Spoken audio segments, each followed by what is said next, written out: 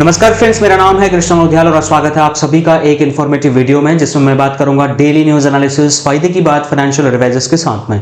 रोज हमारा मकसद होता है कोई ना कोई इंश्योरेंस या इन्वेस्टमेंट इंडस्ट्री की जुड़ी हुई अपडेट आप तक लेके आ पाए ताकि आपको पता रहे मार्केट में क्या चल रहा है, उसके अकॉर्डिंग आप अपनी स्ट्रैटेजीज चेंज कर पाए, खुद को समय के साथ अपडेट कर पाए, अपग्रेड कर पाए, ताकि आप बिजनेस में टिके रहें और अपने बिजनेस को बढ़िया तरीके से ग्रो करते रहें। आज का हमारा डीएनए है आरबीआई की एक समीक्षा के ऊपर में, एक रिपोर्ट के ऊपर में, जिस पर बीमा एजेंटों के लिए खास करके एक बुरी खबर है। बुरी खबर एग्जैक्टली तो नहीं कहूंगा, बट डेफिनेटली यस, ऐसी खबर है जिस पर आपको अलग से मंथन करने की आवश्यकता है। वीडियो शुरू करने से पहले बताना चाहूंगा 365 डेज के चैलेंज 2.0 का अभी तक हमने 61 डेज कंप्लीट कर लिए हैं, मतलब 2 महीने कंप्लीट हमारे हो चुके हैं। और जो है यहां पर अभी तक अगर आपने ज्वाइन नहीं किया है तो बेसिक से लेके एडवांस तक की ट्रेनिंग आपको फ्री में यहां पर मिल रही है। तो आपके पास एक बहुत बड़ी अपॉर्चुनिटी है कि आप जीरो अमाउंट पर पूरे साल भर इंश्योरेंस और इन्वेस्टमेंट की ट्रेनिंग, आप यहां सेल्स एंड मार्केटिंग की ट्रेनिंग ले सकते हैं। एवरी मंडे से लेकर के संडे 7 दिन 365 दिन हम यहां पर ट्रेनिंग कर रहे हैं, फ्री ऑफ कॉस्ट में आपको पढ़ा रहे हैं। तो अगर आप सीरियसली अपने बिजनेस को ग्रो करना चाहते हैं तो ट्रेनिंग आपके आड़े नहीं आएगी, ये मेरा आपसे प्रॉमिस है। बाकी आपकी मर्जी है, आपको जो उचित लगे वो आप कर सकते हैं, बट मेरी ट्रेनिंग से आपको बहुत बेनिफिट होता है फ्रेंड्स। 30 से 35 हजार इंश्योरेंस एडवाइजर रोज हमारे ट्रेनिंग ज्वाइन कर रहे हैं, तो यहां पर इसको जरूर ज्वाइन करें। तो ये बीमा एजेंटों के लिए बुरी खबर मैं किस लिए बता रहा हूं, क्योंकि अभी आपको एग्जैक्टली स्टेप बाय स्टेप चीजें बताऊंगा। क्या भारत में सेव फर्स्ट नेशन से रिलेटेड, मतलब जो इंडिया हमारा, वो सेव फर्स्ट को बिलीव करता था, पहले बचाने पर बिलीव करता था, लेकिन आज स्पेंड फर्स्ट नेशन बनता हुआ जा रहा है। एक बहुत बड़ा सवाल है, क्या हमारा भारत सच में सेव फर्स्ट नेशन से एक्सपेंस फर्स्ट या स्पेंड फर्स्ट नेशन बन रहा है? अगर ऐसा है तो ये बहुत बड़ी प्रॉब्लम है, क्योंकि लोगों की जो सेविंग्स हैं वो गुल्लक टूट रही है, मार्केट की हालत खराब हो रही है। लेकिन फिर भी मैं आपको इसमें सर से प्रॉब्लम नहीं बताने वाला, मैं आपको सोल्यूशन भी बताऊंगा। अगर आप सीरियसली मुझे 10-15 मिनट देते हो तो मैं आपको प्रॉब्लम तो बताऊंगा ही बताऊंगा, लेकिन प्रॉब्लम के साथ साथ सोल्यूशन भी बताऊंगा, ताकि आप एक अच्छे एडवाइजर के तरीके से बिजनेस को ग्रो कर पाओगे कंटिन्यूअसली और लोगों की लाइफ में वैल्यू भी ऐड कर पाओगे, जैसे मैं आपकी लाइफ में वैल्यू ऐड करता हूं। ठीक है, तो आगे बढ़ते हैं। बट ये बहुत बड़ा सवाल बना हुआ है। देखो, आरबीआई के एक रिपोर्ट है, पत्रिका न्यूज़पेपर है, उसने एक रिपोर्ट पब्लिश करी और आरबीआई की एक समीक्षा के आधार पर उसने एक रिपोर्ट पब्लिश की। उसने आंकड़े जो दिए उसमें बताया कि भाई 47 साल के निचले स्तर पर इंडियन जो पीपल हैं, जो यहां पर भारत में रहते हैं, उनकी जो उनकी जो खर्च करने की कैपेसिटी है वो बहुत ज्यादा हो गई है, और 47 साल के सबसे निचले स्तर पर उनकी जो जमा पूंजी है वो जो है पहुंच चुकी है। मतलब 47 सालों के सबसे कम आंकड़े अगर देखा जाए तो ये लोग आज की डेट में सेविंग नहीं कर पा रहे, लेकिन एक्सपेंस खर्चा बहुत ज्यादा लोगों का हो रहा है, 47 साल के निचले स्तर पर जा चुका है। अब आरबीआई ने इस पर समीक्षा रिपोर्ट दे दी है ऑलरेडी, और आरबीआई भी इसको लेकर के चिंतित है। लेकिन कुछ अगर आंकड़ों के बारे में आपको बात करूं, मैं कोई भी वीडियो अगर बताना हो तो उसमें कुछ फैक्ट्स एंड फिगर्स मैं आपको बताता हूं, आंकड़े बताता हूं जो कि मेरी बात को सिद्ध करते हैं। देखो, जीडीपी के हिसाब से 5.3% के आसपास में यहां पर देखा जा सकता है। 47% का सबसे निचला स्तर है। शुद्ध जो हमारा बचत को अगर हम यहां पर कंसिडर कर रहे हैं तो मतलब लोग देश में बचत नहीं कर पा रहे, कुल मिलाकर के प्रॉब्लम हमारा ये आ रहा है। अगर लोग बचत नहीं करेंगे तो आपकी फिर इंश्योरेंस पॉलिसी कैसे बिकेगी? ये एक बड़ा प्रॉब्लम है ना, आपके लिए बुरी खबर है ये वैसे। लेकिन हम इसी वीडियो में आपको सोल्यूशन भी देंगे, तो इसलिए लास्ट तक वीडियो जरूर देखना। अगर हम कुल घरेलू बचत को देखें, 2015 में 32% लोग करते थे, 2024 में ये घट के 30% हो चुका है। अगर घर में जो लोगों का कर्ज बढ़ रहा है, जो लोग लोन डिफॉल्ट कर रहे हैं, लोन ले रहे हैं और फिर पे नहीं कर पा रहे हैं, इन सबको मिला दें तो 2020 में लगभग 38% लोग, मतलब जीएसटी में से 38% लोग जो है कर्ज में डूब गए थे। उसके बाद में ये 41.3% हो चुका है टोटल जीडीपी में। 61% लोग बिल्कुल भी बचत नहीं कर रहे हैं। सोच के देखिए, 61% लोग इंडिया में जीरो सेविंग कर रहे हैं। कितने बड़े रिस्क में इंडिया जा रहा है, इस बात से अंदाजा लगाया जा सकता है। पत्रिका की सर्वे के हिसाब से बात हो रही है। 75% लोगों को ऐसा लगता है कि आज खर्च करना भविष्य की बचत से ज्यादा जरूरी हो गया है। मतलब लोग ये बोल रहे हैं कि भाई इस टाइम पे खर्चा चलाना मुश्किल हो रहा है, तुम्हारी एलआईसी पॉलिसी कैसे भरेंगे, तुम्हारा इंश्योरेंस और इन्वेस्टमेंट एसआईपी सब कैसे चलाएंगे? 75% लोग ये बात बोल रहे हैं। लेकिन फिर भी मैं कह रहा हूं कि प्रॉब्लम नहीं है, टेंशन नहीं है, ये सब आंकड़े वांकड़े सब ठीक है अपनी जगह पे। लेकिन अगर आपने डिसाइड कर लिया इंडिया को, आप फिर से वही जो मैंने अभी बोला था आपको सेव फर्स्ट नेशन की कैटेगरी में लेके आ सकते हो। आई नो कि आज की डेट में जितने भी जेंजीज है बच्चे ना, ये बहुत ज्यादा खर्चा कर रहे हैं क्रेडिट कार्ड वगैरह पे, लेकिन आप अगर चाहो तो फिर इनको आप यहां से बाहर लेके आ सकते हैं। बचत क्यों खत्म हो रही है? अच्छा, बचत क्यों खत्म हो रही से याद आया, अगर इनसे जवाब चाहेंगे तो ये तो मेन टाइम पे मौन व्रत धारण कर लेते हैं, अपनी रिस्पॉन्सिबिलिटी से भाग रहे हैं। देश में कितनी बड़ी प्रॉब्लम आ रही है, देश की रेपुटेशन पर बात आ रही है, बट यहां जवाब नहीं आ पा रहा है। सिर्फ जुबान खुलती है तो सिर्फ चुनाव के मुद्दों पर, हिंदू मुस्लिम करने पर जुबान खुलती है, लेकिन उस टाइम पर जब देश की जीडीपी, कहने को तो हम 4th लार्जेस्ट इकोनॉमी बन चुके हैं, जापान को हमने पीछे छोड़ दिया, बस सब किताबी बातें हैं फ्रेंड्स। मार्केट की हालत खराब हो रही है, इंडिया बहुत पीछे जा रहा है। आप अगर यहाँ पर देखोगे विदेशी मुद्रा भंडार को देखोगे, या फिर जो हमारा इंटरनेशनल हमारे ऊपर कर्जा चढ़ रहा है वो दिन पर दिन बढ़ता जा रहा है, लेकिन वो अच्छे दिन पता नहीं कब आएंगे। वो 15 लाख अकाउंट में जो आने वाले थे स्विस बैंक से, वो भी पता नहीं कब आएंगे। तो हम सवाल किससे पूछें? जिससे सवाल पूछना था उन्होंने 12 साल में एक भी प्रेस कॉन्फ्रेंस करके देश को नहीं बताया कि ये क्या हालत हो रही है, देश में क्या चीज चल रहा है। अच्छा, जो बढ़िया इंश्योरेंस कंपनियां हैं, जो जो सोने का अंडा देने वाली मुर्गियां हैं, उनको ये लोग बेचने में लगे हुए हैं। तो प्रॉब्लम बहुत बड़ी है, लेकिन फिर भी हम हिम्मत नहीं हारेंगे क्योंकि हम इंडियंस हैं, राइट। बचत क्यों खत्म हो रही है, इसका जवाब हमें खुद ही तलाशना पड़ेगा। जिनसे जवाब की एक्सपेक्टेशन थी वो तो चुनाव में बिजी है भैया, ठीक है। अच्छा, पहले एक ना छोटा सा कंपैरिजन करके देखिए, पहले के लोग कैसे होते थे, अब के बच्चे कैसे होते हैं, ठीक है। एक बार सोच के देखो, मैं यहाँ पे जेनजीज को टारगेट नहीं कर रहा, बट सच में ऐसा होता था। पहले के लोग ना अपने नाना दादी बड़े लोगों की केयर करते थे, बट आज के डेट में क्या चल रहा, बंदे ने फोन पकड़ा है, मस्त चल रहा है वो साथ में। और इसी चीज को अगर मैं सेविंग से कन्वर्ट कर दूं तो दोस्त देखो, पुरानी पीढ़ी में ना लोग क्या करते थे, पहले वो क्या करते, पैसा बचाने पर बिलीव करते थे। पहले वो क्या करते थे, पैसा बचाने पर बिलीव करते थे। लेकिन आज के डेट में क्या है, पहले तो भैया एक्सपीरियंस चाहिए लोगों को, पहले एक्सपीरियंस चाहिए। पहले तो आईफोन की लाइन में लगना आज के लड़के को, है ना, भले ही रात के 2 बजे लाइन में लगना पड़े, आईफोन 17 मैक्स प्रो चाहिए उसको, 1.5 लाख रुपए का। जेब में फूटी कौड़ी नहीं होगी, कॉल सेंटर में 8,000 रुपए की नौकरी कर रहा होगा, लेकिन जेब में फोन चाहिए कौन सा, आईफोन 17 मैक्स प्रो। लेकिन वहीं पर उसके पापा के हाथ में फोन देखोगे तो 7-8 हजार रुपए का कोई वीवो का, रियलमी का कुछ स्मार्टफोन होगा, नहीं तो ये वाला छोटा फोन होगा, ये देखिए ये वाला फोन होगा, है ना। लेकिन इस बच्चे के हाथ में देखोगे तो आपको 1.5 से 2 लाख रुपए का फोन दिखाई देगा। ये सबसे बड़ी प्रॉब्लम हमारी जो आज की जनरेशन्स में देखी जा रही है वो ये है। इसीलिए पुरानी पीढ़ी और नई पीढ़ी का कंपैरिजन करके याद दिलाने की कोशिश कर रहा हूं कि हमें अपने बच्चों को सही तरीके से ट्रीट करना पड़ेगा, उनको चीजें समझानी पड़ेगी, सेविंग की इंपॉर्टेंस बतानी पड़ेगी। बचत मतलब पहले ना कि लोग अपनी नैतिक जिम्मेदारी समझते थे, नैतिक जिम्मेदारी का मतलब समझ रहे हो ना, अपनी मॉरल रिस्पॉन्सिबिलिटी समझते थे फैमिली की। लेकिन आज एक ऑप्शन बन गया भैया, आज के डेट में बचत एक ऑप्शन बन चुका है।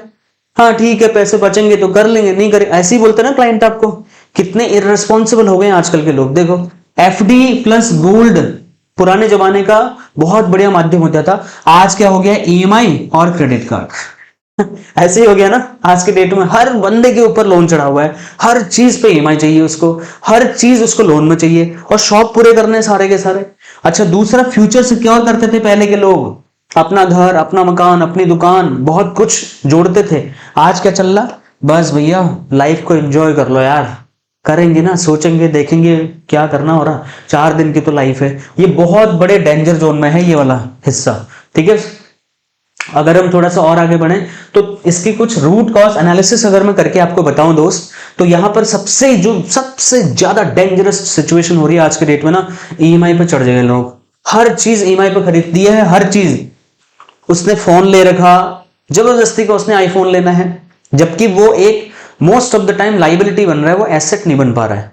अगर मैंने एक आईफोन खरीदा हुआ है तो ये मैंने एसेट बनाना है, लाइबिलिटी नहीं बनाना है। अगर आप कोई फोन ले रहे, कोई लैपटॉप ले रहे, कुछ गैजेट ले रहे, ये डिजिटल बोर्ड मैंने लिया, इंफ्रास्ट्रक्चर बिल्ड किया, this is my asset not the liability. जब तक वो आपको पैसे कमाने के लिए एलिजिबल ना करे, पैसे कमाने के लिए वो हेल्प ना करे, वो लाइबिलिटी। लेकिन 90% लोग आज के डेट में जो चीजें खरीद रहे ना, वो उनकी लाइबिलिटी बन रहा है, मतलब पैसे खर्च करने वाला बन रहा है, खुद की वैल्यू डाउन करने के लिए बन रहा है, लेकिन वो कुछ वैल्यू ऐड नहीं कर रहा है। और ईएमआई का कल्चर हमारे देश को अंदर ही अंदर खोखला कर रहा है फ्रेंड्स, ठीक है। डिजिटल पेमेंट का सिस्टम तो ये तो खैर बहुत ही भयंकर चीज हो गई आज के डेट में। मतलब पहले क्या होता था ना, जैसे आपने जेब में आपने पर्स निकाला, ठीक है, आपको मैंने बोला भैया आपने मेरे को एमडीआरटी स्नैपर का 12,000 रुपए पेमेंट करना है, 6,000 करना है, आपने पैसे निकाले, आपने मेरे को बोला कृष्णा भाई ये आपकी पेमेंट डन। मतलब आपने जो फीस थी वो आपने पेमेंट कर दी, कैश दे दिया, बात खत्म। अब आज का सिस्टम हो गया भैया यूपीआई का। हम आपको क्यूआर कोड भेजते हैं, हम आपको रेजर पे का लिंक भेज रहे हैं, कितना पेमेंट चाहो जितना पेमेंट करना है करो, आप कोई कैश का झंझट ही नहीं है। तो लोगों को पता ही नहीं चल रहा कि उन्होंने खर्चा कितना कर दिया पूरे महीने। मैं आपको एक ओपनली क्वेश्चन बोलता हूं, आप मेरे को कमेंट करके जवाब दो, चैलेंज कर रहा हूं 99.9% लोग जो इस वीडियो को मेरे देख रहे हैं ना, उनके पास मेरे सवाल का जवाब ही नहीं होगा। मैं आपको पूछता हूं, do you track your income and expense on a daily basis? क्या आप अपने रोजमर्रा के खर्चों को और इनकम को ट्रैक करते हो? ऐसा तो है नहीं कि इसका कोई टूल नहीं है। फ्री में आपको बहुत बढ़िया बढ़िया ऐप मार्केट में मिल जाती हैं। मैं हर एक रोज का डेली का अपना इनकम और एक्सपेंस ट्रैक करता हूं। यहां तक कि मैं अगर एक मैगी भी खरीद रहा हूं, नमक का पैकेट भी खरीद रहा हूं, उसका भी अमाउंट मैं अपने लेजर में डाल रहा हूं। पर्सनल एक्सपेंसेस का अलग डालता हूं, कंपनी के लेजर का अलग डालता हूं फ्रेंड्स। उसका भी व्यापार ऐप में एक एक अमाउंट हमारा ट्रैक होता है, उसका जीएसटी रिसिप्ट बनता है हर एक अमाउंट। भले उसमें 2 मिनट एक्स्ट्रा लग जाए कोई दिक्कत नहीं है, बट 90% ऑफ द एडवाइजर्स, लोगों को तो बहुत दूर की बात है, आप ही अपना डेली इनकम एक्सपेंस ट्रैक नहीं करते हो, आपको ही अपने इनकम एक्सपेंस पता नहीं है, तो लोगों से कैसे एक्सपेक्ट करोगे? यही प्रॉब्लम आ रहा है। हम पेमेंट पे पेमेंट करे जा रहे हैं, पता नहीं कहां कहां क्या पेमेंट कर रहे हैं, बैंक हमारे अकाउंट से पता नहीं कौन सा डिडक्शन कर रहा है, कुछ पता नहीं है। आफ्टर ऑल इसका रिजल्ट क्या देखने को आ रहा है? 72% लोग बचत नहीं कर पा रहे हैं। एजुकेशन एंड हेल्थ की कॉस्ट इस टाइम पे इतना ज्यादा बढ़ गई है कि आधे मिडिल क्लास लोग तो इस पे दब के मर चुके हैं। वो स्कूल की फीस ही मुश्किल से भर पा रहे हैं, अपने बच्चे को पढ़ा पा रहे हैं, और बच्चा पता क्या कर रहा है? स्मार्टफोन पे फिर वो गेम खेल रहा है। और गेम भी चलो ठीक है, उसको भी वो एसेट बना सकता था, लेकिन गेम खेल रहा है, वो बना नहीं रहा है, या उसका कोई कंटेंट बना करके यूट्यूब पे, फेसबुक पे, सोशल मीडिया पे डाल के स्टार भी नहीं बन रहा, बस वो खेल रहा है एंजॉय करने के लिए। ये बहुत बड़ी प्रॉब्लम हो गई। सोशल मीडिया का तो बहुत तगड़ा प्रेशर आज के डेट में हो गया है। आपको बहुत सारे लोग ऐसे मिल जाएंगे जो सोशल मीडिया में इतना टाइम वेस्ट कर रहे हैं, जबकि उनका प्रोडक्टिव टाइम कुछ और हो सकता था। सच में बता रहा हूं, हम विश्वगुरु नहीं बन रहे हैं, हम विश्व के सबसे बेकार देशों के कैटेगरी में जा रहे हैं धीरे धीरे। आपको बुरा लगे अच्छा लगे, I don't care, but that's true my dear friends. हम अपने समय को बहुत ज्यादा वेस्ट कर रहे हैं, हम अपने समय का सदुपयोग नहीं कर रहे हैं। अगर हम कर रहे होते तो फिर भारत आज प्रगति के नए नए कदम चूम रहा होता, अलग अलग टेक्नोलॉजी में बढ़िया बढ़िया यहाँ पर इन्वेंशंस हो रहे होते। ऐसा हो नहीं रहा है, बस हम भेड़ चाल में चल रहे हैं, हिंदू मुस्लिम की लड़ाई में उलझे हुए हैं, पॉलिटिकल ड्रामाबाजी चल रही है देश में, इसके अलावा कुछ नहीं हो रहा। जो दिमाग वाला आदमी है वो सीधा बाहर निकल रहा है।